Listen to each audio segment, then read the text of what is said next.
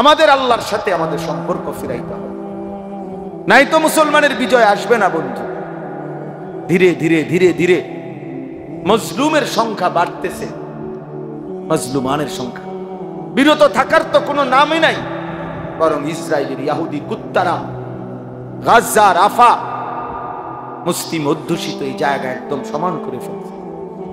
এখন আর একটা ঘরও মাটির উপরে অস্তিত্ব নাই, একজন মুসলমানেরও নাই, সব সমান করে ফেলছে গত কয়েকদিনের আক্রমণ। তাহলে আমি বেশি আফসোস লাগে আমার, যার কলিজার ভিতরে ঈমান আছে, ইসলাম আছে, সে কিভাবে এই নির্মম পরিণতি মুসলমানের দেখে। ওই দিন পত্রিকায় ছবি দিছে, দেখো যে 6 বছরের একটা বাচ্চা মেয়ে, আমি নিজে দেখছি ছবিটা, বাচ্চাটা সাক্ষাৎকার দিতেছে, বলতেছে সাংবাদিকের কাছে, 6 বছর বয়স, বলতেছে আমি অন্যদের সাথে খেলতেছিলাম, হঠাৎ করে বোমা পড়ছে, বোমার আঘাতে আমি বেহুশ হয়ে গেছি, যখন আমার হুঁশ ফিরে আসছে, ও বাচ্চা মেয়ে বলতেছে আমি দেখি তাকায় আমার হাতটা নাই, আমার ডান হাতটা আমার থেকে বিচ্ছিন্ন, আমার হাত কোথায় উড়ে গেছে আমি জানি।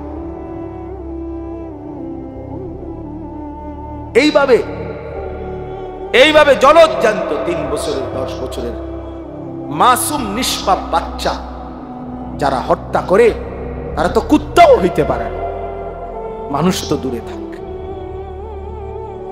এরা তো কুত্তাও না। ইসরায়েলের এই বেঈমানগুলো, নেতানিয়াহুর এই অনুসারীগুলো, কিন্তু তারা এইভাবে মুসলিম নিধন করছে।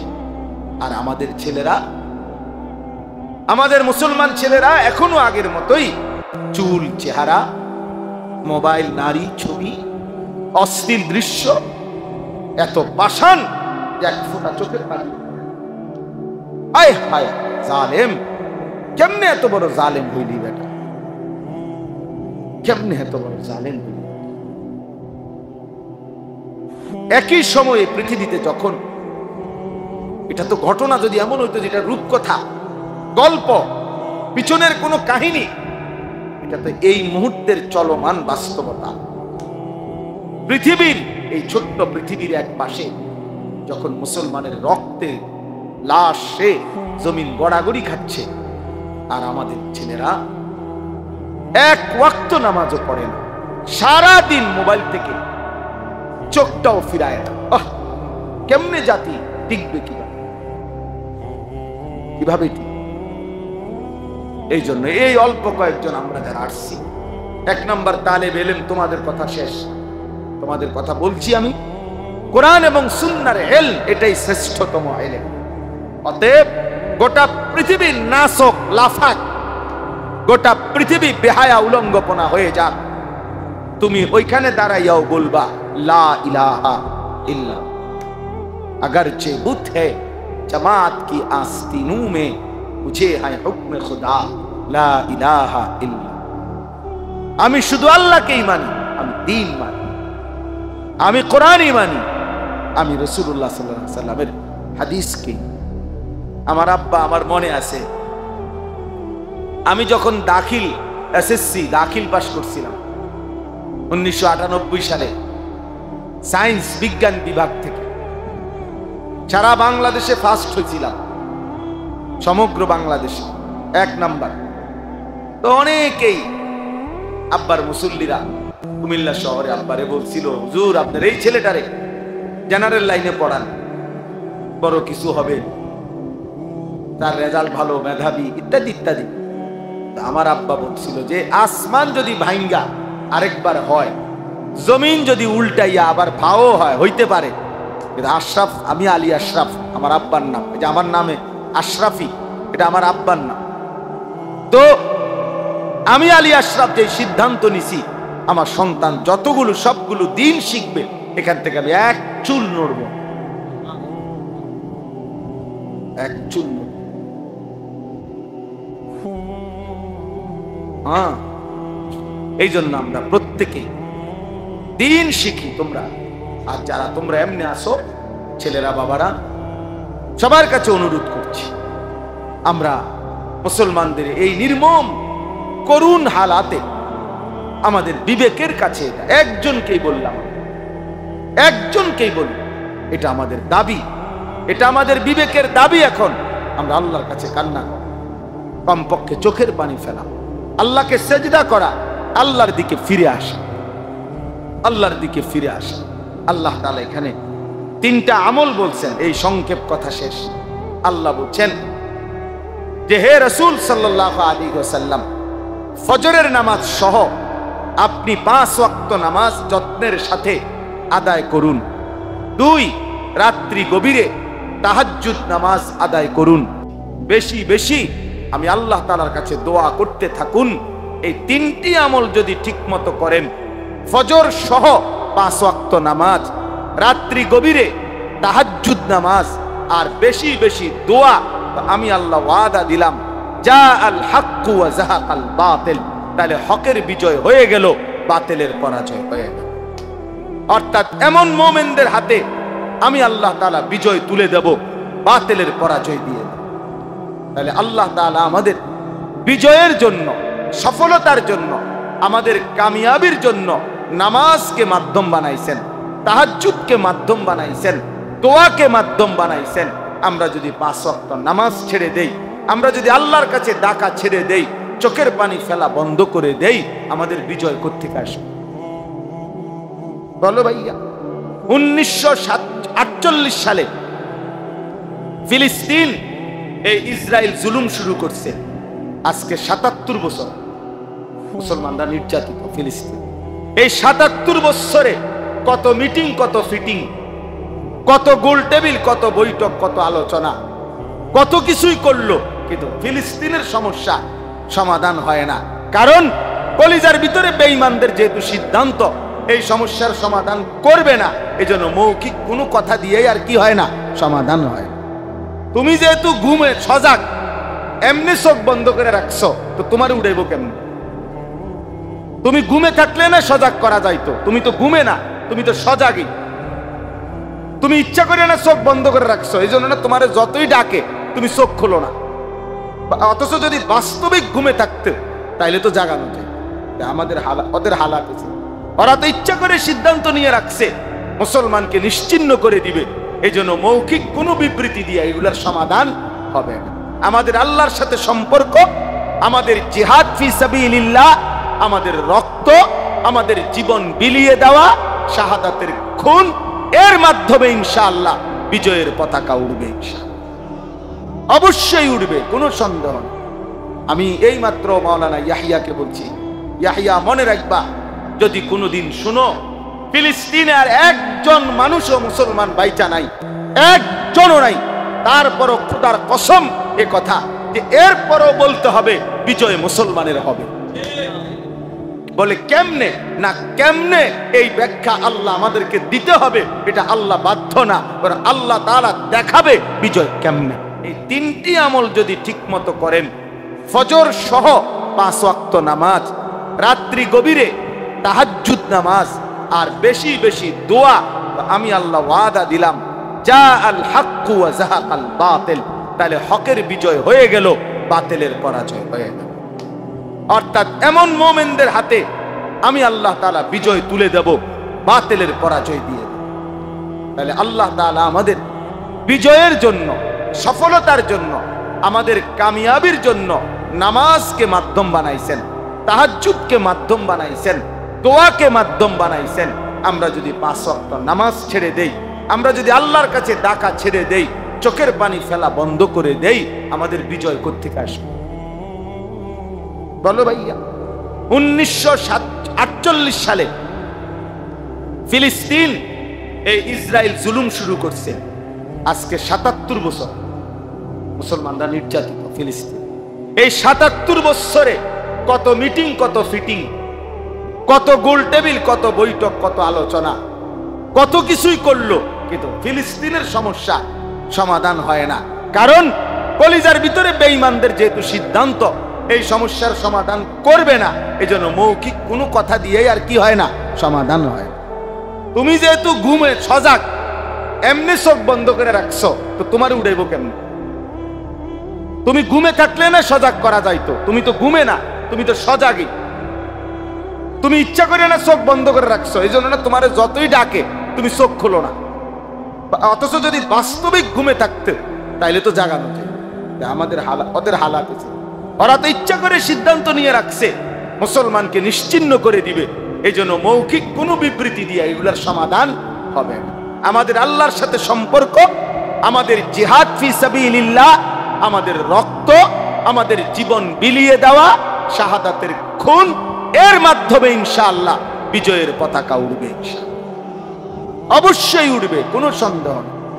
আমি এই মাত্র মাওলানা ইয়াহিয়াকে বলছি, ইয়াহিয়া মনে রাখবা, যদি কোনোদিন শুনো ফিলিস্তিনে আর একজন মানুষও মুসলমান বাইচা নাই, একজনও নাই, তারপরও খোদার কসম এ কথা যে এরপরও বলতে হবে বিজয় মুসলমানের হবে। বলে কেমনে না, কেমনে এই ব্যাখ্যা আল্লাহ আমাদেরকে দিতে হবে, এটা আল্লাহ বাধ্য না, আল্লাহ তাআলা দেখাবে বিজয় কেমনে। এটাই কথা। আল্লাহ তাআলা আমাদেরকে ঈমান দান করেন, প্রত্যেকেই নিয়ত করেন। এই জবান আল্লাহর দেওয়া, এই চোখ আল্লাহর দেওয়া। যার চোখ তার নাম বলতে পারে, যার জিহ্বা তার নাম পড়তে পারে না, তার কালাম পড়তে পারে। আলাম নাজআল লাহু আইনাইন ওয়া লিসানান ওয়া শাফাতাইন। আল্লাহ তাআলা জিজ্ঞাসা করবে বান্দা বলো, আমি কি তোমাকে দুইটা চোখ দেই নাই? আলাম নাজআল লাহু আইনাইন, আমি কি জিহ্বা দেই নাই? আমি কি দুইটা ঠোঁট দেই নাই? আমি দিলাম, আমার নাম পড়তে পারো না, আমার নাম বলতে পারো না। আজকে সারা পৃথিবীতে মুসলমানদেরকে নিয়ে সারা বিশ্ব ঠাট্টা করতেছে। মুসলমানের রক্তে জমিন ভাসতেছে, মুসলমানের লাশ আকাশে ছিন্ন ভিন্ন হয়ে টুকরা টুকরা হয়ে যাইতেছে। আর বেঈমান শুধু বক্তব্য দেয়, বিবৃতি দেয়, আলোচনা করে, বৈঠক করে, এই সেই নয় ছয় কথা বলে। কারণটা কি? কারণ আমাদের রবের সাথে আমাদের সম্পর্ক, আমাদের মালিকের সাথে আমাদের সম্পর্কের ঘাটতি, যার কারণে নাফরমান বেঈমান আমাদের সাথে ঠাট্টা মশকারি করছে। এজন্য আমরা প্রত্যেকেই আমাদের আল্লাহর সাথে আমাদের সম্পর্ক ফিরাইতে হবে, নাই তো মুসলমানের বিজয় আসবে না বন্ধু। ধীরে ধীরে ধীরে ধীরে মজলুমের সংখ্যা বাড়তেছে, মজলুমানের সংখ্যা। বিরত থাকার তো কোনো নামই নাই, বরং ইসরায়েলের ইহুদি কুত্তারা গাজা, রাফা, মুসলিম অধ্যুষিত এই জায়গা একদম সমান করে ফেলছে।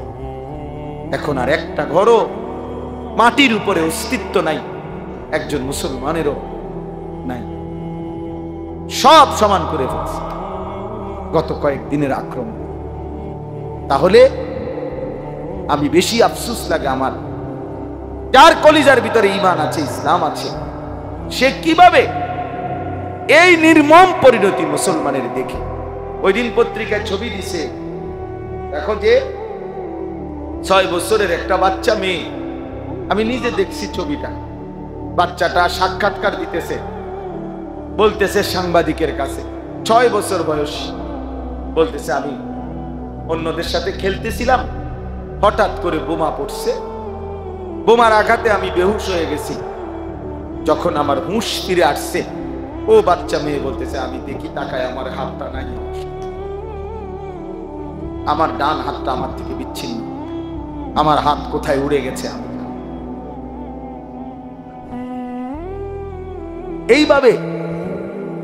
এইভাবে জলজ্জান্ত 3 বছরের 10 বছরের মাসুম নিষ্পাপ বাচ্চা যারা হত্যা করে, তারা তো কুত্তাও হইতে পারে না, মানুষ তো দূরে থাক,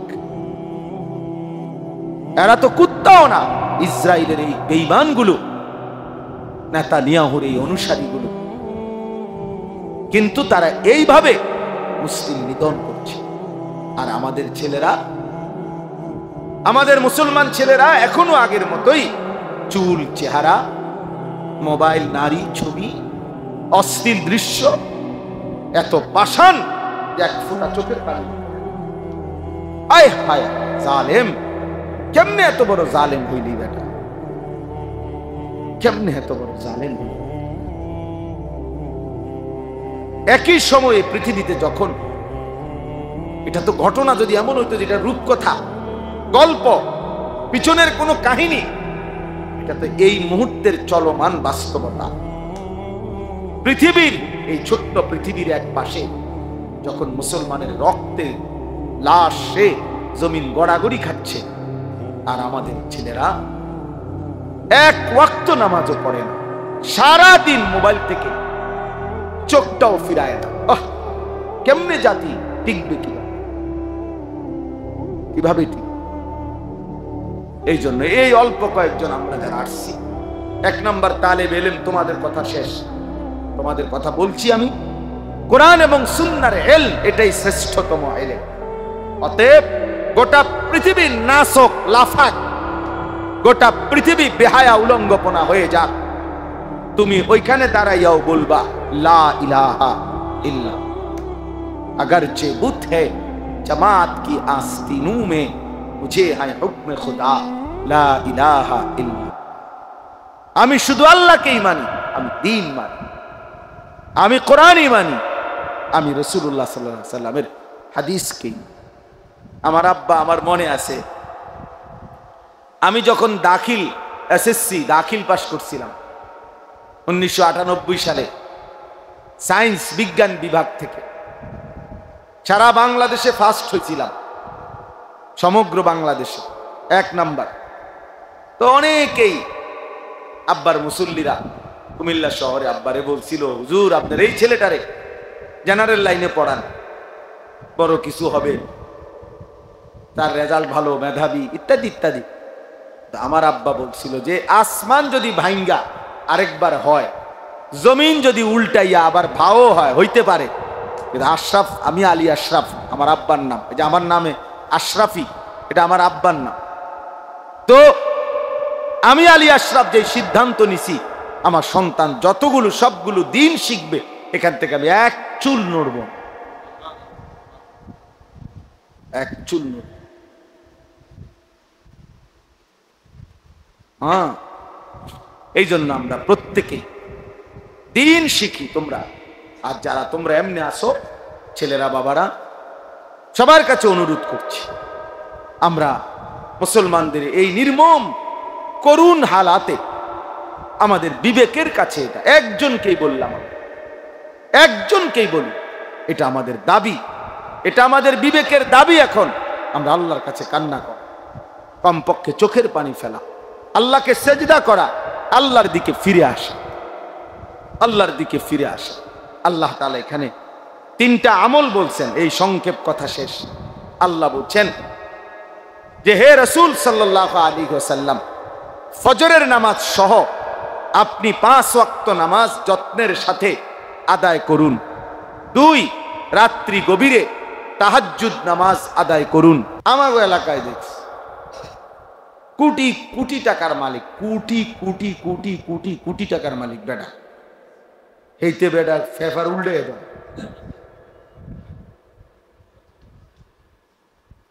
তাইলে এর নামে, এর কোম্পানির নামে ঢাকা শহরের রাস্তার জায়গার নাম হয়ে গেছে ওই কোম্পানি।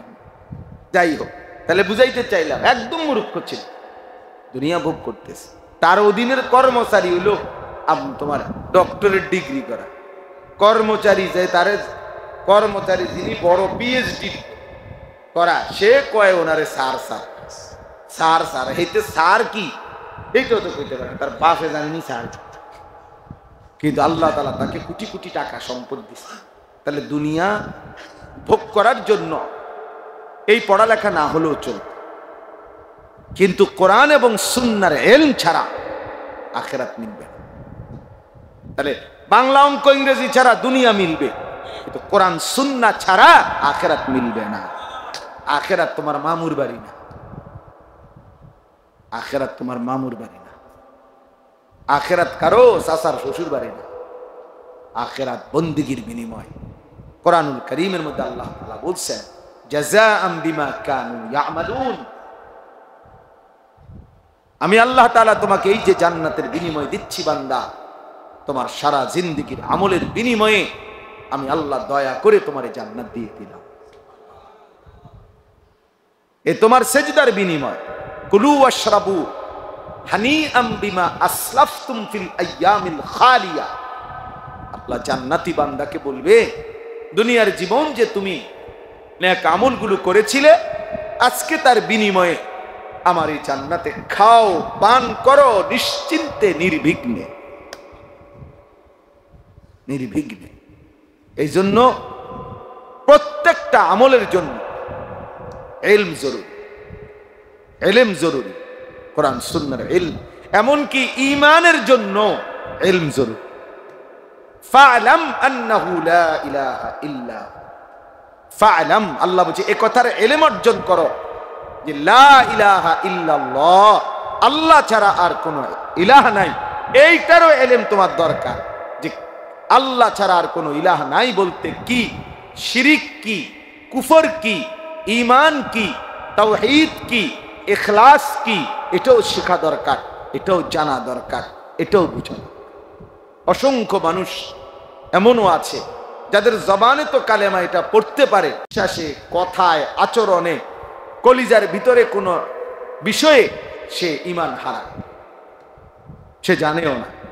কোনো শব্দ, কোনো বাক্য, কোনো বিশ্বাস এমন করে রাখছে, এমন বলে ফেলছে যার দ্বারা তার ঈমান চলে গেছে। অথচ সে মুখেও এখনো পড়তে পারে লা ইলাহা ইল্লাল্লাহ, এটা কইতে পারে, কিন্তু বাস্তবে তার কি নাই? ঈমান নাই, তার তো খবরই নাই। আন তাহবাতা আমালুকুম ওয়া আনতুম লা তাশউরুন। আল্লাহ বলছে বান্দা, এমন হতে পারে যে তোমার পুরা জিন্দেগীর আমল ছুটে গেছে অথচ তুমি জানো না। ওয়া আনতুম লা তাশউরুন, তোমার জানাই নাই, জানাই নাই। আহা ছেলেরা, তোমাদেরকে বলি বাবা, অনেক কথা, অনেক বিশ্বাস এমন আছে যে কারণে বেঈমান হয়ে যায়। অথচ তুমি তো মনে করছো তুমি শুক্রবারে জুমার নামাজ পড়ছো, তুমি মনে করছো তুমি শবে বরাতে নামাজ পড়ছো, তুমি মনে করছো তুমি রোজা রাখছো, কিন্তু এই সবগুলো কাউন্ট হওয়ার জন্য ঈমান জরুরি। এগুলো সব কাউন্ট হওয়ার জন্য ঈমান জরুরি, ঈমান জরুরি। বিশ্বাস মূল বিষয়। ঈমানের সমস্যা, আকীদার সমস্যা বড় সমস্যা, বড় সমস্যা। এই জন্য ইলম জরুরি। কোরআন সুন্নাহর ইলম আমাদের প্রত্যেকে জরুরি। আমাদের হযরত মাওলানা আব্দুল মালিক সাহেব দামাত বারাকাতুহুমুল আলিয়া কে আমাদের জাতীয় মসজিদ বাইতুল মুকাররমের যিনি সম্মানিত খতিব, বাংলাদেশের মানুষ তাকে যেটুকু চিনে, আরব বিশ্ব, গোটা পৃথিবীর ওলামা মানুষরা তারে তার চাইতে 100 গুণ বেশি চিনে। বাংলাদেশে তিনি যেতটুকু সম্মানিত, মধ্যপ্রাচ্যে, আরব বিশ্বে উনি তার চাইতে 100 গুণ বেশি সমাদৃত। জানো নি? আসা আরব বিশ্বের ইউনিভার্সিটিতে হযরতের কিতাব সিলেবাস হিসাবে পড়ানো হয়। এই খতিব সাহেব, তার বাবাই বলছিল আব্দুল মালিক দিয়ে গৃহ ভবিষ্যতে তে কেমনে চলবো। আহারে, আমাদের কুমিল্লার অনহরগঞ্জের লাকসামের হুজুরের বাড়ি, আমি এই গত 6 মাস আগে ওনার বাড়ির সামনে ওয়াজ করে আসছি। ওনাদের বাড়িটা দেখতে গেছি, ছোট্ট একটা বেড়ার ঘর, বাংলা সোনা। অথচ উনি সারা পৃথিবী বিখ্যাত, আগে পৃথিবী বিখ্যাত। আমি ওই এখন মাওলানা ইয়াহিয়ারে বলছি, পুকুরের পানি লড়লে তো পুরাটাই লড়ে, বোঝা যায়। মহাসাগরের নিচে অনেক ঝড় তুফান তোলপার হয়, উর্ফি দিয়া তাকাইলে মনে হয় পানি একদম শান্ত, কিন্তু ভিতরে তুফান চলতেছে। তা আমাদের বাংলাদেশে তো আমরা অনেকে অনেক বক্তারে মনে করি, এবারে সব বক্তা। সুবহানাল্লাহ, উনি শরীয়ত, উনি মারেফত, উনি তরিকত, উনি রাহনুমায়ে শরীয়ত, পীরানে পীর, দস্তগীর, উনি ভৈরবের ফুল, যমুনার ব্রিজ, কাঁটা বালিশ, লোড়া বদনা, সব সব বক্তা। মানে একজন মানুষের কাছে হয়তো একটু পরিচিত হয়েছে, আল্লাহ করাইছে। এবার যত চাপ সবরের উপর চাপ, এইবার ছাদ ডালাই বক্তা সাজাইতে হবে, এইবার মোটরসাইকেল কিনছে, এটার দোয়া, এটা ওই বক্তা, বক্তা একটা মোটরসাইকেলের দোয়াও করতে হবে। যার যত মুশকিল সব কিছুর মধ্যে, অথচ আপনার বাস্তবতা হল এমন অসংখ্য আলেমে দ্বীন আছে যাদের ভেতরে সাগর মহাসাগরের ঢেউ চলতেছে, কিন্তু পৃথিবীবাসী টেরও পায় না, পৃথিবীবাসী জানেও না। একটা জিনিস মনে রাখতে হবে, আল্লাহ তাআলার দুইটা সিফাত, আয-যাহির আল বাতিন। আয-যাহির মানে যিনি প্রকাশকারী, আল বাতিন মানে যিনি গোপন করে রাখেন, আবৃতকারী। তো আল্লাহ তাআলার সিফাতগুলো আল্লাহ বান্দার উপরে তার বহিঃপ্রকাশ করে। যেমন আল্লাহ গফুর, তো আল্লাহ বান্দার উপরে তার মাগফিরাতটা কি করে? বহিঃপ্রকাশ করে, মানে মাফ করে দেয়। আল্লাহ তাআলা আজিজ, শক্তিশালী, তো আল্লাহ তাআলা তার সৃষ্টির উপরে তার শক্তিটাকে কি করে? বহিঃপ্রকাশ। কথাটা বুঝছেন কিনা? তুমি বুঝো কমপক্ষে বেটা ইলিয়াস। তো আল্লাহ তাআলা তার নামের সিফাত তার সৃষ্টির উপরে কি করে? বহিঃপ্রকাশ করে। ঠিক আল্লাহর দুইটা নাম, আয-যাহির যিনি প্রকাশ করেন, আল বাতিন যিনি গোপন রাখেন, আবৃতকারী। তো আল্লাহ তাআলাও তার বান্দাদের মধ্য থেকে এই দুই নামের আলোকে কাউকে তিনি প্রকাশ করেন, কাউকে তিনি গোপন রাখেন। বুঝছেন মুশাহাদা? এটা আল্লাহ তাআলার কুদরত। যারে তিনি প্রকাশ করছেন তো তারে আল্লাহ তাআলা আয-যাহির নাম থেকে দিয়েছেন, যারে তিনি গোপন রাখছেন তারে আল বাতিন থেকে। পৃথিবী কেউ চিনছে না আর কি। হাসরের ময়দানে দেখা যাবে বাদশাহ, বাদশাহ। তখন বাকিরা এই যারা স্লোগান দিছে তারা গো ইন্না লিল্লাহ, কি ধরা খাইলাম, স্লোগান দিলাম কারে? বুজুর্গ কেডা? বুজুর্গ তো বড় না, আয় হায়া কি ভুল করলাম। এই জন্য আল্লাহ তাআলা তার উভয় নাম জাহের করে, আল্লাহ প্রয়োগ করে, বহিঃপ্রকাশ করে। এই জন্য কাউকে যদি পৃথিবী খুব চিনে তার জন্য শুকর আদায় করা, কাউকে যদি কেউ না চিনে তার জন্য শুকর আদায় করা। সারা দুনিয়া চিনুক বা না চিনুক, আমার মালিক চিনে কিনা সেটা হলো দেখার। আমরা ওই বুজুর্গরা যারা আল্লাহর ওলিরা তো সাদামাঠা উদাহরণ দেয়। আমার মনে আছে আমি ছাত্র জীবনে বয়ানে শুনছি, বুজুর্গ উলামায়ে কেরাম তো ওই বলছে উদাহরণ দিতে গিয়ে যে নতুন বউ মেয়েরে তার বিয়ে, তো তার বান্ধবীরা তারে নতুন করে সাজাইতেছে, কাপড় টাপড় গহনা দিয়ে, হ্যাঁ, তারা খুব সুন্দর করে তারে নতুন বধূ নতুন বউ হিসাবে সাজাইছে। সাজাইয়া সবাই বলতেছে যে মাশাআল্লাহ, তোকে না দারুণ দেখাচ্ছে, খুব সুন্দর হয়েছে, হ্যাঁ, শাড়িটা খুব চমৎকার হয়েছে, ওড়নাটা খুব সুন্দর হয়েছে, এভাবে সবাই প্রশংসা করতেছে। কিন্তু ওই মেয়ে কাঁদতেছে। তো সব বান্ধবীরা বলতেছে যে এত সুন্দর সাজে তোকে আমরা সাজাইলাম, তো তারপরও তো কাঁদতেছো কেন? আমরা সবার কাছে এত সুন্দর লাগতেছে, আমরা সবাই বলতেছি।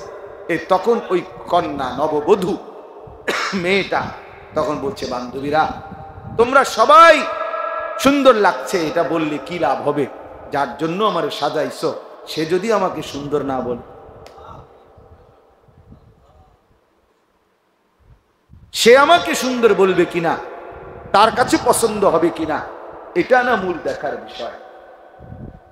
তাইলে গোটা পৃথিবীবাসী তো আমারে নিয়ে লাফালাফি করছে, তোমারে নিয়ে লাফালাফি করছে, হ্যাঁ, কিন্তু আরশে আজিমের মালিক তিনি পছন্দ করলেন কিনা এটা না দেখার বিষয়, এটা না দেখার বিষয়। মানুষ তো হইছে 50,000, কিন্তু আরশে আজিমের কি খবর? মানুষ তো হইছে 5 লাখ, বুঝলাম, কিন্তু আসমানে কি হইছে সেটা না দেখার বিষয়। আল্লাহ তাআলার কাছে গ্রহণযোগ্য হয়েছে কিনা সেটাও তো দেখার বিষয়। তাহলে আজকে আমি এই সবকের কারণে এই কথাটা বললাম ছেলেরা বাবারা তোমাদেরকেও, যারা মাদ্রাসার ছাত্র তোমাদেরকেও বলি, বাপ এ গোটা পৃথিবীর যত চাকচিক্য বিলাসিতা, যার যত নাফরমানি খামখেয়ালি, কেউ মোবাইল টিপতেছে, কেউ চুলের ফ্যাশন করতেছে, কেউ মোটর সাইকেল চলাইতেছে, কেউ 14 বছর বয়সে বাঁধনহীন, কোনো বাঁধন নিষেধ নাই, আনন্দ ফুর্তি মজা করতেছে, নারী ছবি অস্থির দৃশ্য নাচ গান বেহায়াপনা অসভ্যতা নোংরামি যা মন চায় তাই করতেছে। তোমরা তালিবে ইলম এই আস্ফালন, এই নাফরমানদের এই নড়াচড়া দেখা ভুল কইরো না, বোকা কইরো না, বরং তুমি আফসুস কইরো না যে আরে আমি যদি এমন স্বাধীনতা পাইতাম তাইলে আমিও তো একটু মজা করতে পারতাম, মাদ্রাসার কারণে আল্লাহর কোরআন পড়ার কারণে আমি তো আর এগুলা পারছি না। না বন্ধু, এটা মনে রাখতে হবে, এই বাইরের এই লাফালাফি ফালাফালি গুনার এই আবরণ, এরা মূলত প্রত্যেকেই অভিশপ্ত। তুমি আল্লাহর কোরআন নিয়ে আছো, তুমি কেবল মালিকের কাছে দামি,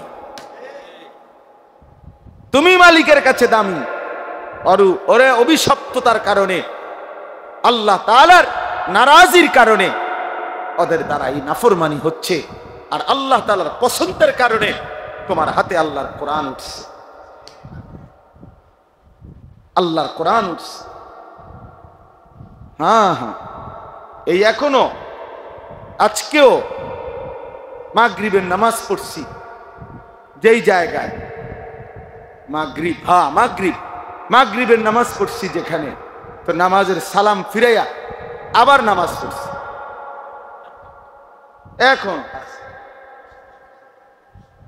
সালাম ফিরাইয়া আবার পড়ছি সিরাতাল মুস্তাকিম, আছে ইহদিনা সিরাতাল মুস্তাকিম, তার বাড়ির মুস্তাকিম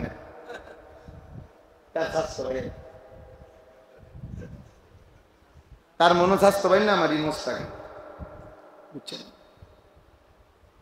আফসোসের পরে আবার সালাম ফিরাইয়া মাগরিব আবার পড়ছি। নিয়ত বাঙ্গালাইছে অন কিটা করো, কাতারে মাসেন গিয়ে কোন দিকে যাও, বুঝছেন না? হিসেব করে কই যাব, আবার নামাজ সাথীদেরকে বলছি আবার পড়ে নামাজ।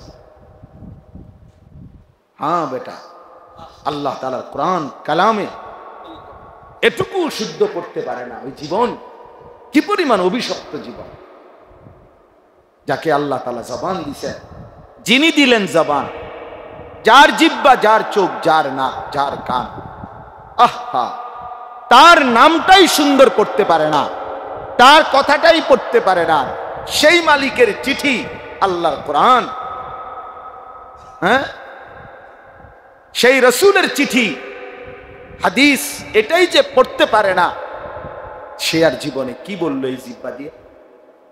একটা মজার কথা শোনো, আমার কাছে একটা উর্দু সরা আছে, তাকরীরে বুখারী, আমরা ছাত্র জীবনে পড়ছি।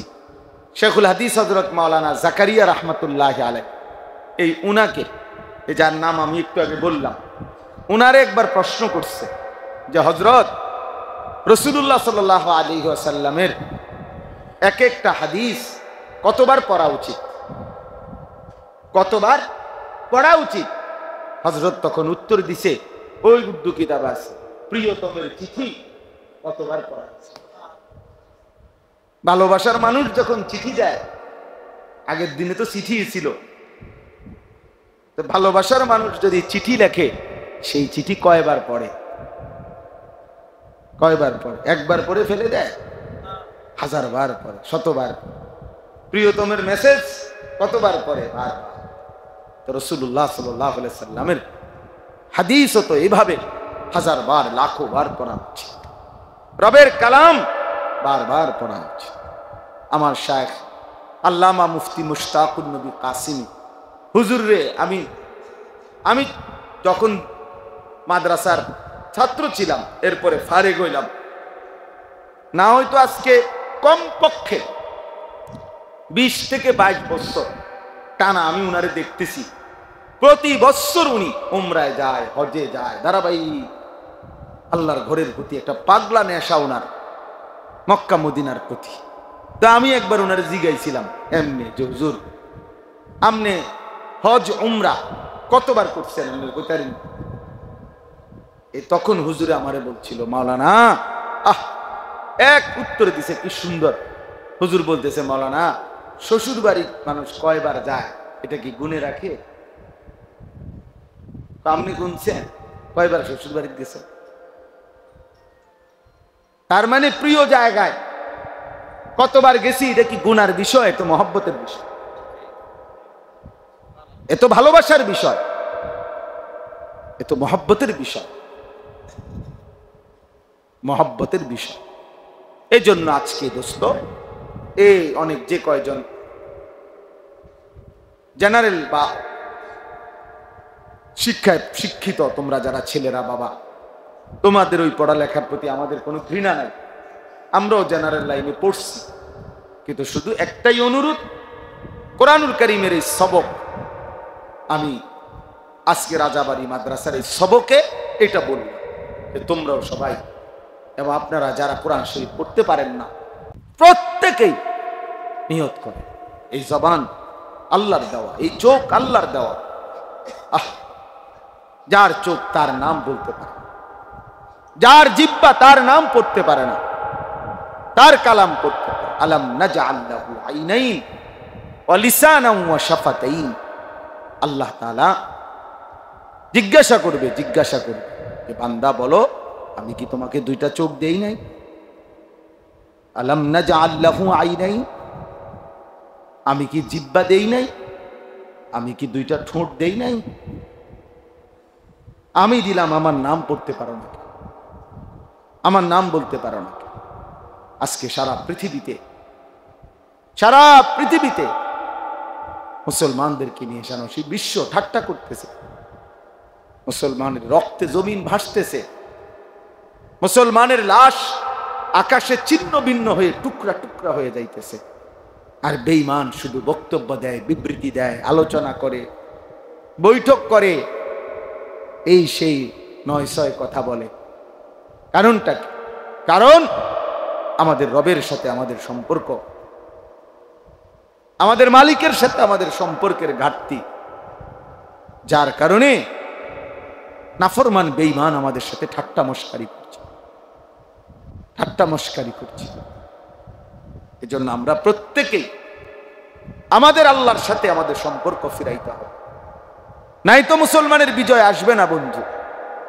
ধীরে ধীরে ধীরে ধীরে মজলুমের সংখ্যা বাড়তেছে, মজলুমানের সংখ্যা, বিরত থাকার তো কোনো নামই নাই, বরং ইসরায়েলের ইহুদি কুত্তারা গাজা, রাফা, মুসলিম অধ্যুষিত এই জায়গা একদম সমান করে ফেলছে। এখন আর একটা ঘরও মাটির উপরে অস্তিত্ব নাই, একজন মুসলমানেরও নাই, সব সমান করে ফেলছে গত কয়েকদিনের আক্রমণ।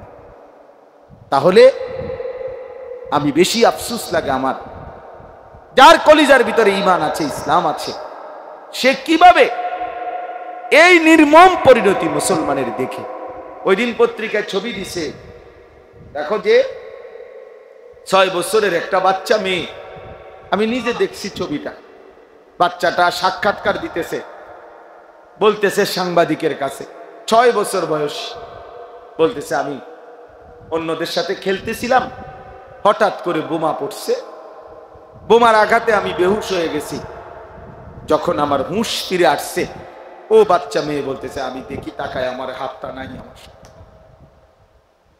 আমার ডান হাতটা আমার থেকে বিচ্ছিন্ন, আমার হাত কোথায় উড়ে গেছে আমি জানি।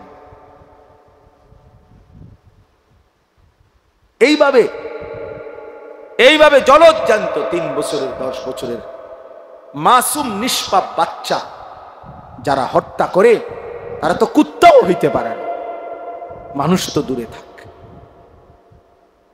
এরা তো কুত্তাও না। ইসরায়েলের এই বেঈমানগুলো, নেতানিয়াহুর এই অনুসারীগুলো, কিন্তু তারা এইভাবে মুসলিম নিধন করছে।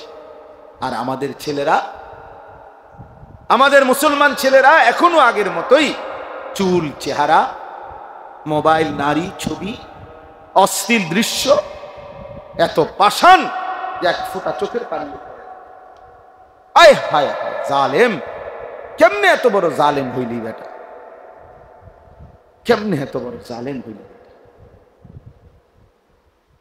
একই সময়ে পৃথিবীতে যখন, এটা তো ঘটনা যদি এমন হইতো যেটা রূপকথা, গল্প, পিছনের কোনো কাহিনী, এটা তো এই মুহূর্তের চলমান বাস্তবতা।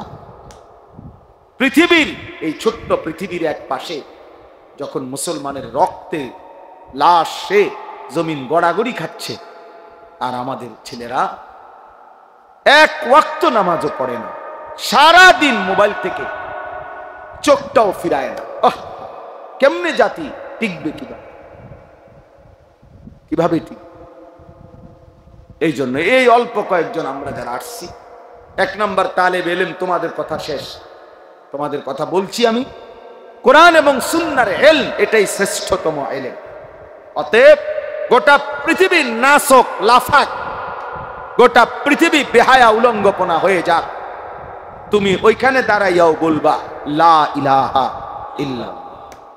अगरचे बुत है जमात की आस्तीनों में, मुझे है हुक्म खुदा ला इलाहा इल्ला।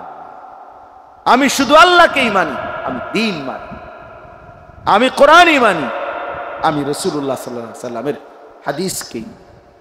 আমার আব্বা, আমার মনে আছে, আমি যখন এসএসসি দাখিল পাশ করছিলাম 1998 সালে, সায়েন্স বিজ্ঞান বিভাগ থেকে সারা বাংলাদেশে ফার্স্ট হয়েছিলাম, সমগ্র বাংলাদেশে 1 নাম্বার। তো অনেকেই আব্বার মুসল্লিরা কুমিল্লা শহরে আব্বারে বলছিল, হুজুর আপনার এই ছেলেটারে জেনারেল লাইনে পড়ান, বড় কিছু হবে, তার রেজাল্ট ভালো, মেধাবী, ইত্যাদি ইত্যাদি। আমার আব্বা বলছিল যে আসমান যদি ভাঙ্গা আরেকবার হয়, জমিন যদি উল্টাইয়া আবার ভাও হয়, হইতে পারে, কিন্তু আশরাফ, আমি আলী আশরাফ আমার আব্বার নাম, এই যে আমার নামে আশরাফি, এটা আমার আব্বার নাম। তো আমি আলী আশরাফ যে সিদ্ধান্ত নিছি, আমার সন্তান যতগুলো সবগুলো দিন শিখবে, এখান থেকে আমি এক চুল নড়ব, এক চুল নড়ব। হ্যাঁ, এই জন্য আমরা প্রত্যেকে দিন শিখি। তোমরা আর যারা তোমরা এমনি আসো, ছেলেরা বাবারা, সবার কাছে অনুরোধ করছি, আমরা মুসলমানদের এই নির্মম করুণ হালাতে আমাদের বিবেকের কাছে, এটা একজনকেই বললাম, একজনকেই বলি, এটা আমাদের দাবি, এটা আমাদের বিবেকের দাবি। এখন আমরা আল্লাহর কাছে কান্না করা, কমপক্ষে চোখের পানি ফেলা, আল্লাহকে সেজদা করা, আল্লাহর দিকে ফিরে আসা, আল্লাহর দিকে ফিরে আসা। আল্লাহ তাআলা এখানে 3টা আমল বলছেন, এই সংক্ষেপ কথা শেষ। আল্লাহ বলছেন যে হে রাসূল সাল্লাল্লাহু আলাইহি ওয়াসাল্লাম, ফজরের নামাজ সহ আপনি 5 ওয়াক্ত নামাজ যত্নের সাথে আদায় করুন। 2, রাত্রি গভীরে তাহাজ্জুদ নামাজ আদায় করুন। বেশি বেশি আমি আল্লাহ তাআলার কাছে দোয়া করতে থাকুন।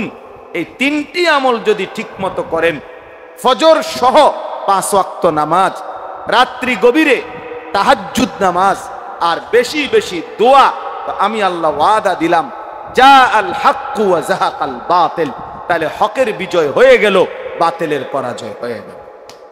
অর্থাৎ এমন মুমিনদের হাতে আমি আল্লাহ তাআলা বিজয় তুলে দেব, বাতিলের পরাজয় দিয়ে দেব। তাহলে আল্লাহ তাআলা আমাদের বিজয়ের জন্য, সফলতার জন্য, আমাদের কামিয়াবির জন্য নামাজকে মাধ্যম বানাইছেন, তাহাজ্জুদকে মাধ্যম বানাইছেন, দোয়াকে মাধ্যম বানাইছেন। আমরা যদি 5 ওয়াক্ত নামাজ ছেড়ে দেই, আমরা যদি আল্লাহর কাছে ডাকা ছেড়ে দেই, চোখের পানি ফেলা বন্ধ করে দেই, আমাদের বিজয় কোত্থেকে আসবে বলো ভাইয়া? 1948 সালে ফিলিস্তিন, এই ইসরায়েল জুলুম শুরু করছে। আজকে 77 বছর মুসলমানরা নির্যাতিত ফিলিস্তিন। এই 77 বছরে কত মিটিং, কত ফিটিং, কত গোল টেবিল, কত বৈঠক, কত আলোচনা, কত কিছুই করলো, কিন্তু ফিলিস্তিনের সমস্যা সমাধান হয় না। কারণ কলিজার ভিতরে বেঈমানদের যেহেতু সিদ্ধান্ত এই সমস্যার সমাধান করবে না, এজন্য মৌখিক কোনো কথা দিয়েই আর কি হয় না, সমাধান হয় না। তুমি যেহেতু ঘুমে সজাগ, এমনি চোখ বন্ধ করে রাখছো, তো তোমার উড়াইবো কেমন? তুমি ঘুমে থাকলে না সজাগ করা যাইতো, তুমি তো ঘুমে না, তুমি তো সজাগই। তুমি ইচ্ছা করে না চোখ বন্ধ করে রাখছো, এই জন্য না তোমার যতই ডাকে তুমি চোখ খোলো না। অথচ যদি বাস্তবিক ঘুমে থাকতে তাইলে তো জাগানো চাই। আমাদের ওদের হালাত আছে, ওরা তো ইচ্ছা করে সিদ্ধান্ত নিয়ে রাখছে মুসলমানকে নিশ্চিহ্ন করে দিবে। এই জন্য মৌখিক কোনো বিবৃতি দিয়ে এগুলার সমাধান হবে না। আমাদের আল্লাহর সাথে সম্পর্ক, আমাদের জিহাদ ফি সাবিলিল্লাহ, আমাদের রক্ত, আমাদের জীবন বিলিয়ে দেওয়া, শাহাদাতের খুন, এর মাধ্যমে ইনশাআল্লাহ বিজয়ের পতাকা উড়বে, অবশ্যই উড়বে, কোনো সন্দেহ নেই। আমি এই মাত্র মাওলানা ইয়াহিয়াকে বলছি, ইয়াহিয়া মনে রাখবা, যদি কোনোদিন শুনো ফিলিস্তিনে আর একজন মানুষও মুসলমান বাইচা নাই, একজনও নাই, তারপরও খোদার কসম এ কথা যে এরপরও বলতে হবে বিজয় মুসলমানের হবে। বলে কেমনে? না কেমনে এই ব্যাখ্যা আল্লাহ আমাদেরকে দিতে হবে, এটা আল্লাহ বাধ্য না, আল্লাহ তাআলা দেখাবে বিজয় কেমনে। এটাই কথা। আল্লাহ তাআলা আমাদেরকে ঈমান দান করেন, তাকওয়া দান করেন, জমা হওয়ার তৌফিক দান করেছেন, আলহামদুলিল্লাহ।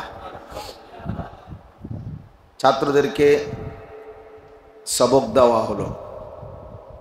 আমাদের কওমি মাদ্রাসার এটা একটা ঐতিহ্য, প্রতি বছর রমজানের পরে আমাদের সারা পৃথিবীর সমস্ত কওমি মাদ্রাসায় নতুন বর্ষ শুরু হয়। আবার রমজানের আগেই, শাবান মাসের 14-র আগেই, 15-র আগেই বছর শেষ হয়ে যায়। অর্থাৎ রমজানের পরে শুরু হয়, রমজানের 15-20 দিন আগে বছর শেষ হয়ে যায়। রমজানের আগের 15 দিন এবং রমজান মাস, বলা যায় এই 1.5 মাস আমাদের কওমি মাদ্রাসা যুগ যুগ ধরে রমজানের ইবাদতের জন্য, একান্তই রমজানের ইবাদতে যেন বান্দা মশগুল থাকে, এই জন্য আলাদা ফারেক করে রাখে। এটা আমাদের যুগ যুগ ধরে ঐতিহ্য। মানে কেন আমরা জানুয়ারি হিসাব ধরি না, আমাদের বছর শুরু এখন কওমি মাদ্রাসা, এটার একটা কারণ এটা। অর্থাৎ রমজান মাসে যেন আলাদা পড়ালেখা কোনো চাপ না থাকে, শুধু আল্লাহর ইবাদত, শুধু একাকিত্বে নিজের ব্যক্তিগত ইনফেরাদি ইবাদত।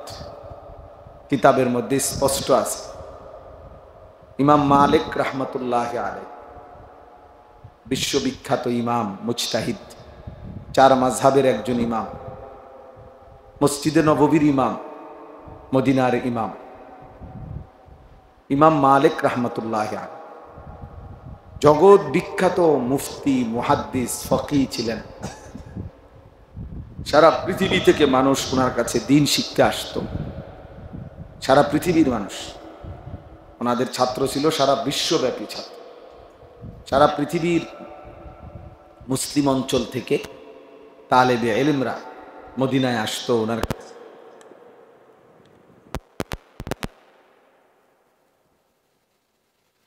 স্পষ্ট আমরা আরবি কিতাবে পড়ছি, ফিকহুল আদইয়া ওয়াল আযকার, আমার কাছে একটা আরবি কিতাব আছে, এই কিতাবের মধ্যে আছে যখনই রমজান মাস শুরু হতো তো ইমাম মালিক রাহমাতুল্লাহ আলাইহি ইয়াফিররু মিন কিরাআতিল হাদিস ওয়া মুজালাসাতি আহলিল ইলম।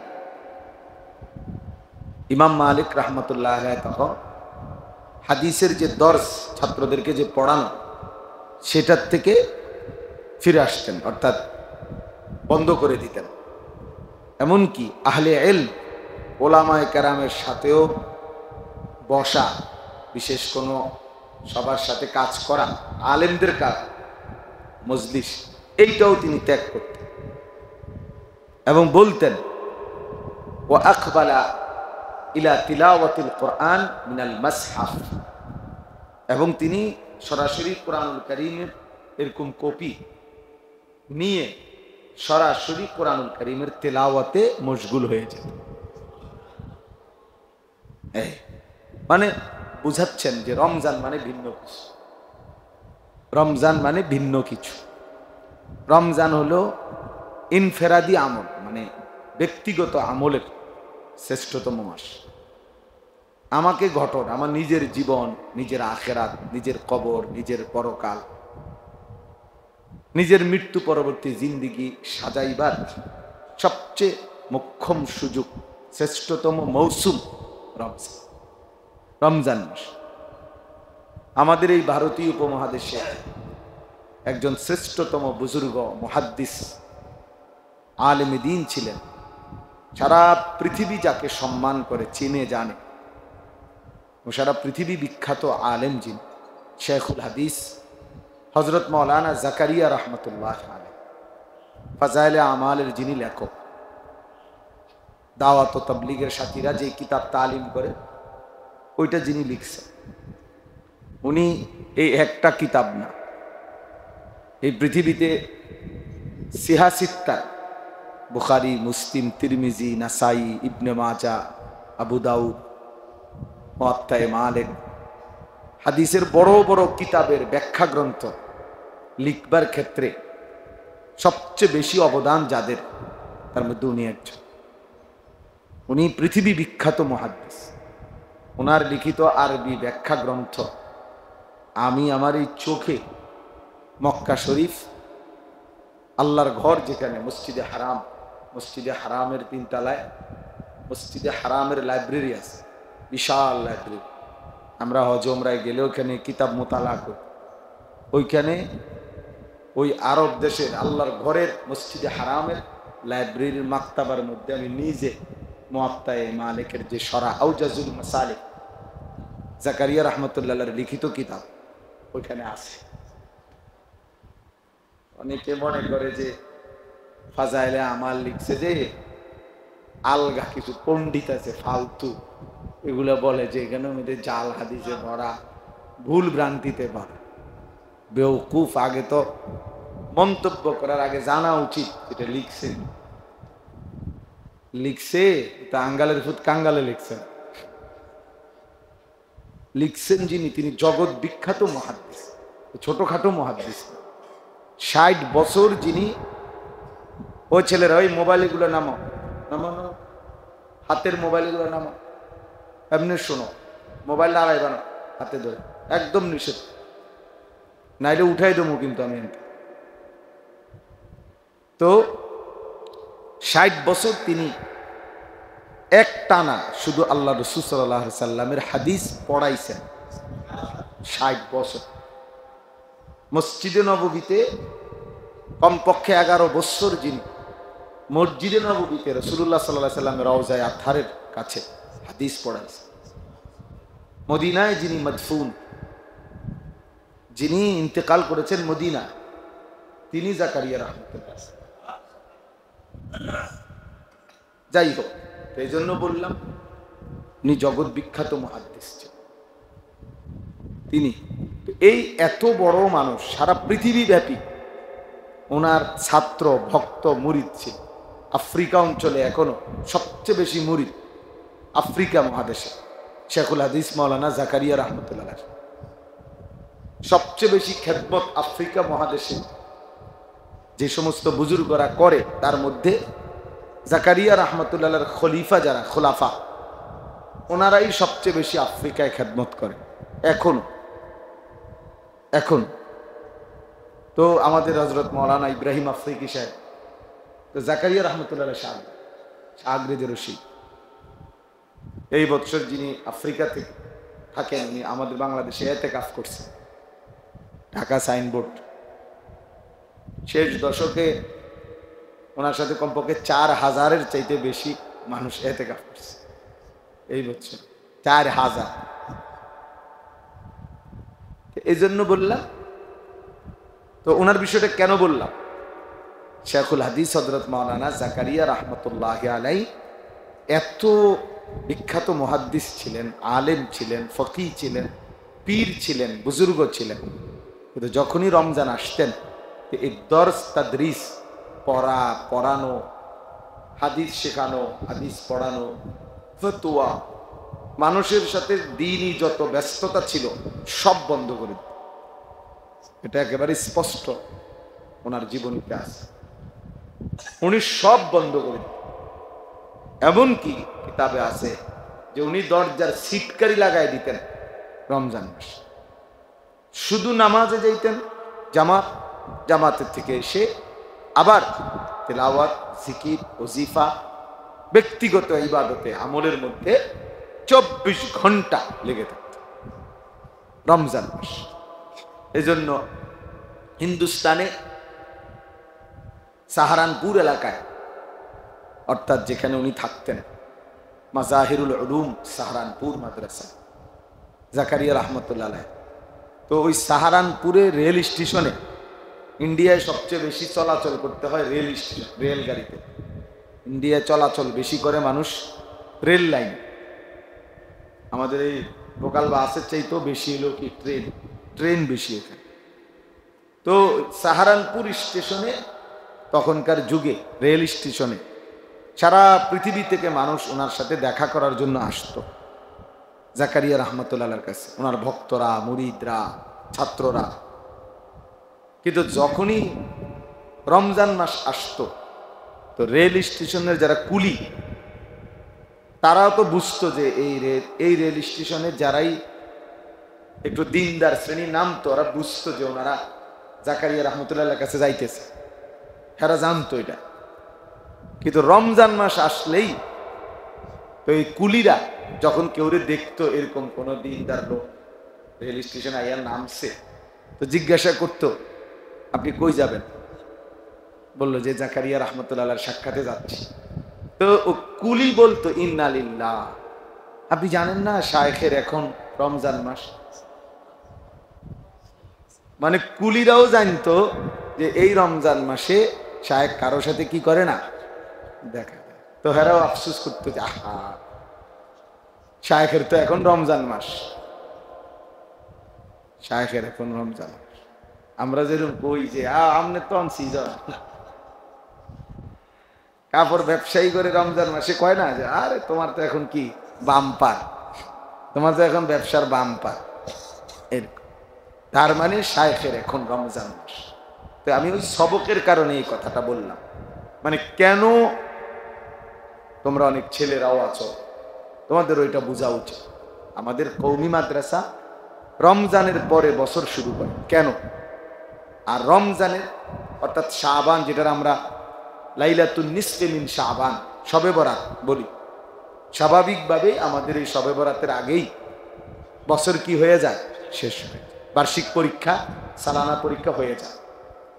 তো এই পর থেকে পুরা রমজান ব্যাপী আমাদের ফিকির থাকে, তার ব্যক্তিগত আলাদা পড়ালেখা, ইবাদত, আমল, তেলাওয়াত, দোয়া ইত্যাদি আমল। আবার রমজানের পরে নতুন বছর শুরু হয়। এজন্য এটা রমজান মাসটাকে আলাদা আল্লাহ পাকের ইবাদত এবং বন্দিগিতে আদায় করার জন্যই আমাদের বুজুর্গানে দিন যুগ যুগ ধরে এই নিজাম চালু করেছে। এই জন্য আজকেও আলহামদুলিল্লাহ এই ধারাবাহিকতায় এই কয়েকদিনের মধ্যে আগামী এক সপ্তাহের ভিতরে বাংলাদেশের শত শত হাজার হাজার মাদ্রাসায় সবক দেওয়া হবে। আমাদের বুজুর্গরা, ওলামারা বিভিন্ন মাদ্রাসায় সবক দিবেন। তো আজকেও যে এই মাদ্রাসার যা বাচ্চাদেরকে সবক দেওয়া হলো, আল্লাহ তাআলা প্রত্যেককে আলেম দ্বীন হিসাবে কবুল করে নেন। ইলম অনেক বড় নিয়ামত, যাকে আল্লাহ তাআলা ইলম দান করছে, কোরআন সুন্নাহর ইলম, তাকে আল্লাহ তাআলা সবচেয়ে বড় নিয়ামত দান করছে। কোরআনুল কারীমের মধ্যে আছে আল্লাহ তাআলা বলছেন, ইয়ারফাইল্লাহুল্লাযীনা আমানু মিনকুম, আল্লাহ তাআলা যারা ঈমানদার তাদেরকে মর্যাদাবান করেন, সম্মানিত করেন, উচ্চ মর্যাদাবান করেন। তবে আল্লাহ তাআলা বলতেছেন ওয়াল্লাযীনা উতুল ইলমা দারাজাত, আর তবে যাদেরকে আল্লাহ তাআলা ইলম দান করছেন তাদের মর্যাদার কোনো সীমা পরিসীমা নাই। দারাজাত, তাদের মর্যাদা সীমাহীন, অগণিত, বহু বচন, কোনো সংখ্যা নির্ধারণ নেই। এজন্য সবার এটা বোঝা উচিত, সবার, যে কোরআন এবং সুন্নাহর ইলম আল্লাহ তাআলা যাকে দান করছেন তার সমকক্ষ এই জেনারেল লাইনের সবগুলো বই একত্র করলে হবে। সারা পৃথিবীর সমস্ত ইউনিভার্সিটির পড়ালেখা একত্র করলেও কোরআন সুন্নাহর কাছেও আসবে। এই জন্য উচ্চ শিক্ষা কিংবা উচ্চ শিক্ষিত কেউ যদি বলে তো সেটা একমাত্র কোরআন এবং সুন্নাহর ইলম। কোরআন সুন্নাহর ইলম ছাড়া কেউ যদি অন্য কিছুকে উচ্চ শিক্ষা বলে তো সে তার ঈমানের সমস্যা, তার ঈমানের মধ্যে কি। কারণ কোরআনুল কারীমের সামনে, রাসূলুল্লাহ সাল্লাল্লাহু আলাইহি ওয়াসাল্লামের সুন্নাহর সামনে বাংলা, অঙ্ক, ইংরেজি, পদার্থ, জীববিজ্ঞান, রসায়ন বিজ্ঞান, চিকিৎসা বিজ্ঞান, এরপরে যে কারিগরি শিক্ষা, এরপরে যত ইঞ্জিনিয়ারিং, সব কিছু একসাথ করলেও কোরআনুল কারীমের সূরা ফাতিহার একটি অক্ষরের সমান মর্যাদা হবে না। তাহলে কাজেই যেটা শ্রেষ্ঠ ইলম, তো ওই ইলমে যারা শিক্ষিত তারাই উচ্চ শিক্ষিত, তারাই সবচেয়ে বেশি জ্ঞানে, এবং ইলমে তারাই ধনী। এজন্য আমি অনেক সময় বলি, ওই যে ইলম, এটার অর্থ শুধু জ্ঞান বললেই যথেষ্ট না। ইলম অর্থ বাংলা যদিও বলা হয় জ্ঞান, কিন্তু আসলে ইলম এটা আলাদা পরিভাষা। নামাজ অর্থ শুধু প্রার্থনা বললেই নামাজ বুঝায় না। নামাজ মানে প্রার্থনা না, না প্রার্থনা না, নামাজ একটি পরিভাষা। সালাত, এটার একটা নির্দিষ্ট কাইফিয়াত আছে, যার যে কোনোভাবে প্রার্থনা করলেই সেটা নামাজ হয় না। শরীয়তে এর একটি নির্ধারিত রূপরেখা আছে, শরীয়তের মধ্যে এটার একটা দিক নির্দেশনা আছে, কোনটা কিভাবে করলে এটারে নামাজ বলে, এটার একটা শুরু শেষ আছে। তো ঠিক যেই কোনো জ্ঞানকে ইলম বলে না। ইলম কাকে বলে শরীয়তে এটার একটা নির্ধারিত আছে। একমাত্র কোরআনের জ্ঞান যেটা, রাসূলুল্লাহ সাল্লাল্লাহু আলাইহি সাল্লামের সুন্নাহর জ্ঞান যেটা, এটাই একমাত্র ইলম, এটাই ইলম। আর এমনি জ্ঞান যে কোনোটাকে বলতে পারে, কিন্তু ইলম সবটাকে বলা যাবে। এই জন্য বিদ্যা অর্জন করা প্রত্যেক মুসলমানের উপর ফরজ। আল হাদিস এই কথা লেখা স্কুলের ওয়ালে লিখলে হতো না, স্কুলের ওয়ালে নাই, এটা অনেক স্কুলের ওয়ালে লিখে রাখে। বিদ্যা অর্জন করা প্রত্যেক মুসলমানের উপরে ফরজ। আল হাদিস মানে কি বুঝাইতে চাইছে?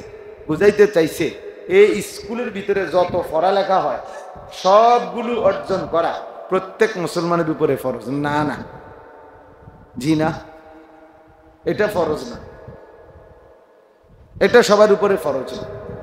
ফরজ হলো কোরআন সুন্নাহর ইলম শিখা প্রত্যেকের উপরে ফরজ। কথা বুঝছেন কিনা ছেলেরা? তোমরাও বুঝছো। ইসলাম যেই জ্ঞানকে উৎসাহিত করেছে সে জ্ঞান আল্লাহ তাআলার নামের মাধ্যমে যে জ্ঞান। ইকরা বিসমি রাব্বিক, প্রথম দিন আল্লাহ বলে দিয়েছেন পড়বেন, পড়েন বন্ধু, তবে রবের নামে। বিসমি রাব্বিকা, আপনার রবের নাম। এজন আল্লাহর নামে যেই পড়া হয় না, মালিকের নামে যেই পড়া না, সে পড়া মূলত কোনো পড়াই না, পড়াই না। এজন্য জিবরাইল আলাইহিস সালাম প্রথম দুইবার নবী সাল্লাল্লাহু আলাইহি সাল্লামকে শুধু ইকরা বলছে, পড়েন। এটার অনেক ব্যাখ্যা আছে, এর মধ্যে এটা একটা ব্যাখ্যা যে নবীজি সাল্লাল্লাহু আলাইহি সাল্লাম প্রথম এই যতবারই জিবরাইল বলছে পড়ুন, উনি বলছে না, মা আনা বিকারি, আমি পড়বো না, পড়তে চাচ্ছিলেন না। কিন্তু যখনই জিবরাইল আলাইহিস সালাম বলছে ইকরা বিসমি রাব্বিক, এইবার নবীজি পড়া শুরু করে দিয়েছে। যেন নবীজি বলতেছে, তো জিবরাইল আমি তো এইটার অপেক্ষায় ছিলাম যে রবের নামে পড়বেন, এটা কইলে না পড়তাম বেটা, তুমি কি কও হুদা পড়েন, হুদা পড়তাম কিন্তু। এটা একটা তাওসিফ, আরো আছে বাকি, এটাও একটা কি তাওসিফ। যখন বলছে রবের নামে, আল্লাহর নামে পড়ুন, তো নবী সাল্লাল্লাহু আলাইহি সাল্লাম আর থামে নাই। সেই যে তিনি পড়া শুরু করছে, তো 23 বছর পড়েই গেছে, 30 পারা কোরআন পড়ে গেছে, যেদিন রবের নামে পড়া। এজন্য মুসলমান হিসাবে ওই মানুষের জীবন ব্যর্থ জীবন যে আল্লাহর কোরআন পড়তে পারে না। মুসলমান হিসাবে ওই জীবন ব্যর্থ জীবন যে রাসূলুল্লাহ সাল্লাল্লাহু আলাইহি সাল্লামের সুন্নাহ পড়তে জানে না। বাকি পড়ালেখাগুলো একজন মানুষ যদি নাও পড়তো, তাহলে দুনিয়ার ভাত মাছ খাদ্য পানীয়র জন্য যথেষ্ট ছিল, এমনি ভোগ করতে পারে। কেউ যদি বাংলা, অঙ্ক, ইংরেজি, পদার্থ, জীববিজ্ঞান এক লাইনও না পারে, কেউ যদি এখানে নামও লিখতে পারে না, অঙ্ক ইংরেজি তো পরের কথা, বাংলাতে তারা নামটাও লিখতে জানে না, দস্তখতটাও দিতে পারে না, বরং শুধু টিপসই দেয়। এমন মানুষ আছে না যারা কি দেয়, টিপ দেয়, আর টিপসই দেয়, টিপসইও দিতে পারে না। আরেকজনে আঙ্গুল দইরা দেওয়া লাগে, তাই এন দিয়ে দেন, এটা এন দিয়া, তারপরে কোনান দিয়ে টিপ দিব, এটাও পেতে পারে, বুঝেন না? আর দলিল ওরা দেন না, আঙ্গুল দিয়ে দইরা দেয়, তাহলে টিপসই দেয়। তাহলে এরকম এত মূর্খ যে নামটুকুও দস্তখত করতে জানে না, অথচ ওই লোকটাও দুনিয়া পূর্ণ ভোগ করে।